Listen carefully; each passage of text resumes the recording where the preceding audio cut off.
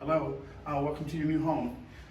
This particular lock that we have is a lock that you can get in three ways. Key, code, or internet through your phone. This particular code here is 4460, and then you press the check mark and it allows you access. Just going to your doorbell, which is closely related, comes out as music, so don't let that surprise you.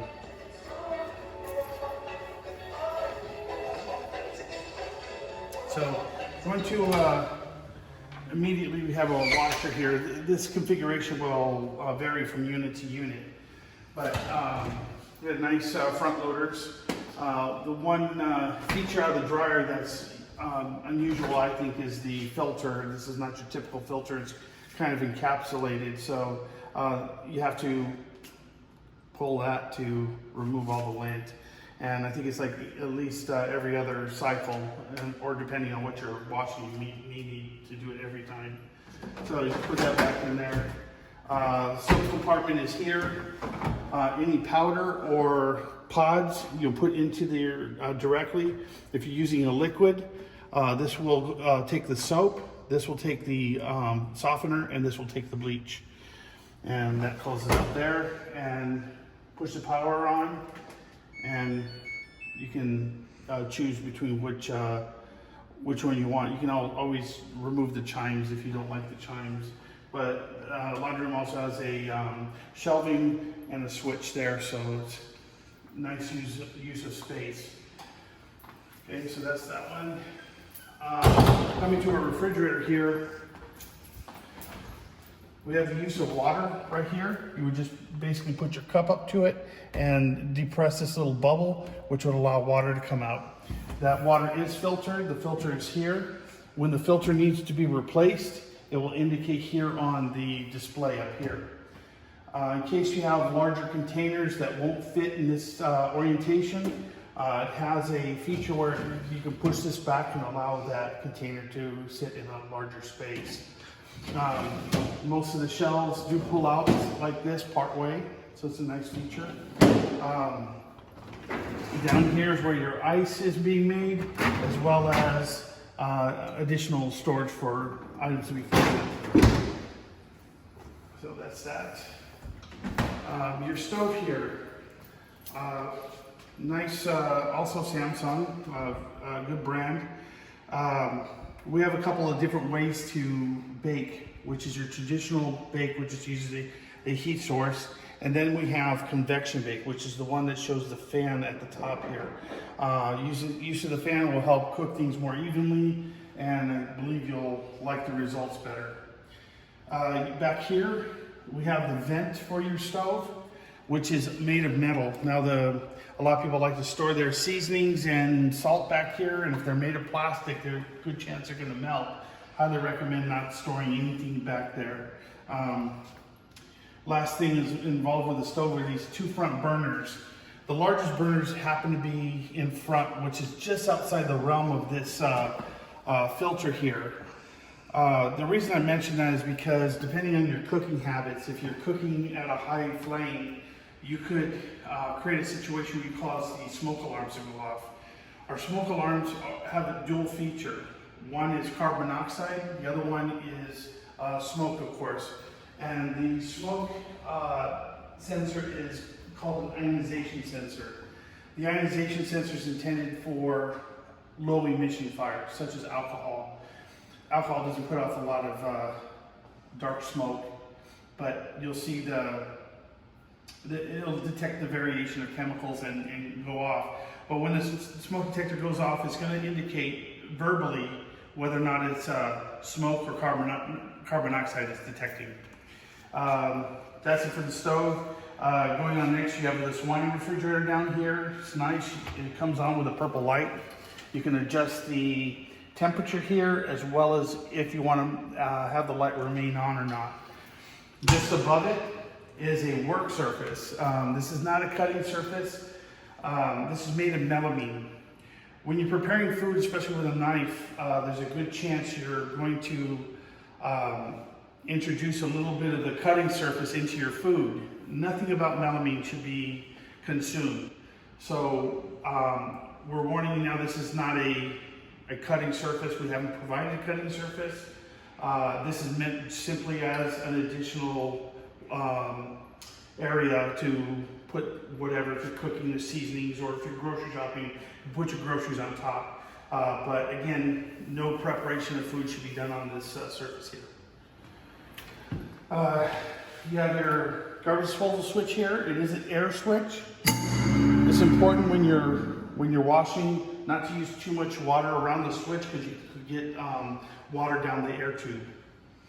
So going to your dishwasher here, the way to get the best results out of this is to use jet dry as a separate component. It goes in this compartment here. You usually want to get the small ones, and when you fill it up, you'll see this window turn the color of whatever rinsing agent that there is. You can put your pod, gel, or powder into this. You'll close it up, and you're ready to go as far as this is concerned. The good part about these dishwashers is they clean each level equally with their own set of jets. Down at the bottom, we have a set of jets there made of that metal there. The top one has this plastic one here, but again, each side will get their equal amount of cleaning, so you don't have that uneven cleaning from top to bottom rack like some of the old dishwashers used to do. Either way, to start this thing, you'll press the power button. And the essential feature right here is to push something within this realm. And normal and heavy is typically what most people use. Secondary to that is this, which is the optional high temperature sanitize or heated dry. When you're in that heated dry cycle, it's very important that you put any plastics on the top rack. Being closer to the heating element may cause some melting or softening of plastics. Over here, the next feature is a delay start feature, which goes from 3 hours to 9 hours. Again, I would recommend against that simply because you need your hot water immediately. And one way we could do that, we're on a boiler system where hot water is recycling outside of the unit. When the water's been standing inside for a while, the water's totally cold. So you want to come over to your sink first before starting this and push the lever back and turn it on. Wait till this is hot. Once this is hot, turn it off, turn this on. Soaps all work at about 120 degrees, and if you don't have it at that temperature, you're starting it cold, you're going to get poor results. The soap won't break down, and you're going to think something's wrong with your dishwasher. So if you follow along with those few items, you're going to get great results. Coming around, we have our thermostat here, which ultimately, once you get your automation going, which requires internet service, you'll find that you can connect this to a Nest application. You can control it from your work in case you want to come home to a warm house. You can set it to some degree when you're at work and come home to a nice toasty home or cool home, depending on the season. But if you don't have that, the simple way of using this is basically pressing the bottom part of this. Right now it's in heat mode, which is represented by the orange. Cooling is represented by the blue. This keeps it in range of a certain temperature between heat and cool. And then there's the off feature. So in this case, it's winter now, so we're gonna turn it to heat. We'll press the button. This is the temperature of the room now, that little white number. And then the larger orange number is what we're asking of it.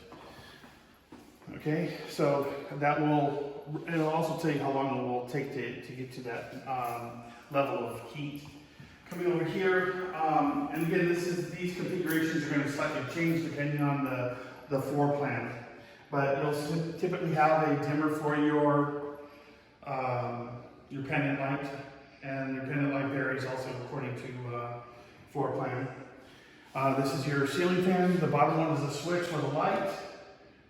And the top one is a lever to turn on the fan. 1 is the highest speed, and as you go up, it slows down. So 3 is your slowest speed. Okay, your upside down switch here, upside down outlet, is called a half hot.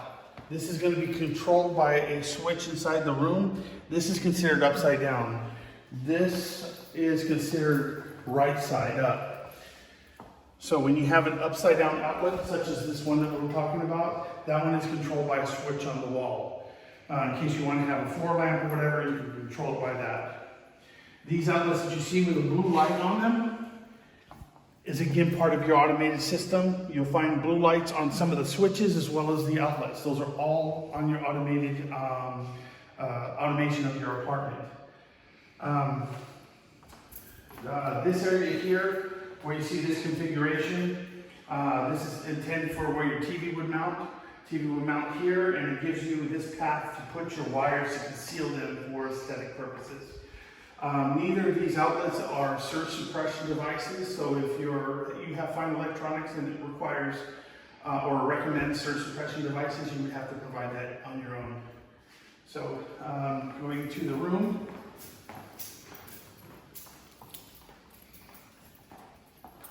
Our window here has a security feature. It has this little mechanism here, this little orange mechanism. It's like a stop. So as you open the window using this here, this will limit the amount the window will open for security purposes, and there's no way to lift it out. To get past that security feature, you will simply depress that small mechanism, and it will open the rest of the way. All the blinds in the unit are simply a pull down, and they cover the opening, of course. They're not blackout, but they're pretty nice. Nice material.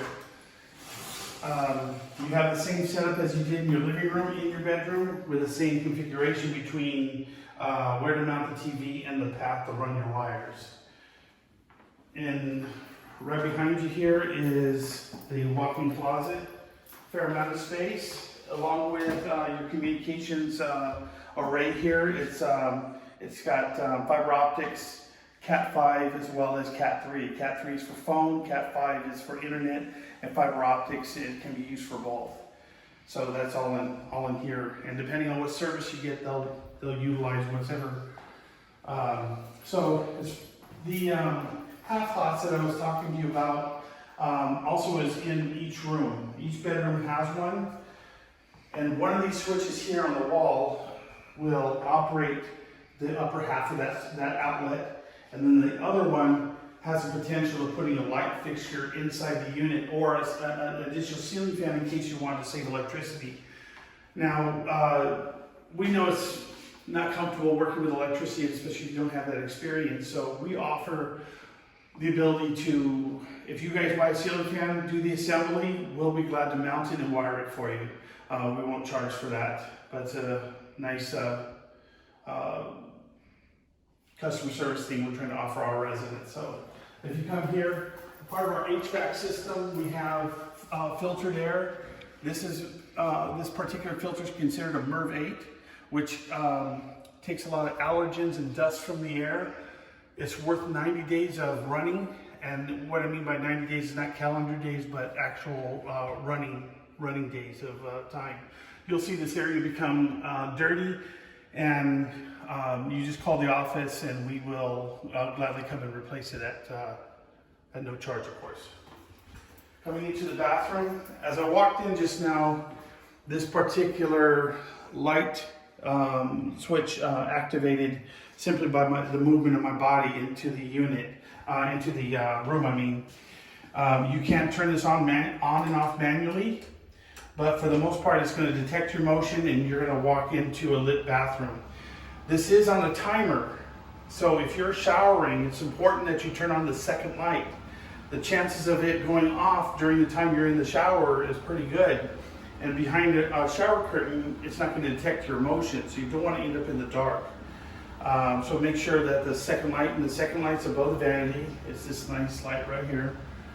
And just make sure that's on during your shower.